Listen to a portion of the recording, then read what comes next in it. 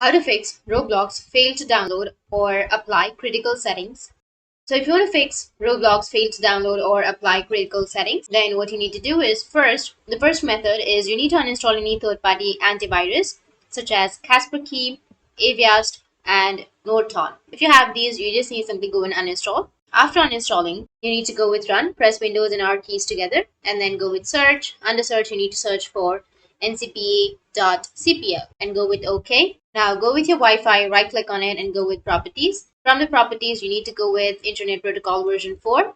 Go with properties again. And here, you need to enter the IP address such as 8.8.8.8, and on the alternative DNS address, you need to go with 8.8.4.4. But if you already have that, then you can go with the first option and remove all of that and then go with OK. And this might fix your problem. But if this doesn't fix your problem, then the second method or the second solution is you need to again go with Windows and R keys, and here you need to enter percentage local app data percentage and hit the enter. Now here you will find Roblox folder. So you just need simply go and search for the Roblox folder, double click on it, and then you can go with versions.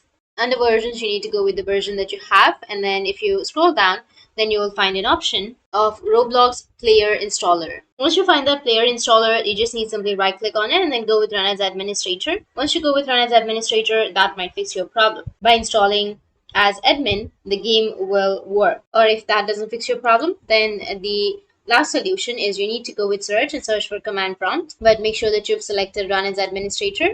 Click on yes, and here you need to enter NETSH space INT space IP space reset. And after that, hit the enter. And after you've done with the first command, you need to again enter the next command, which is NETSH Winsock space reset, and again hit the enter. Once you've done with the second command, now again go with the third command, which is ipconfig space / release. Again hit the enter. Now again go with ipconfig space / renew. Again hit the enter. Now again go with ipconfig space / flush DNS and hit the enter again. Now you can go back and remove this command prompt and restart your device. After restarting, it will fix your problem. So that's it, and if you have any questions, feel free to comment below. Thanks for watching.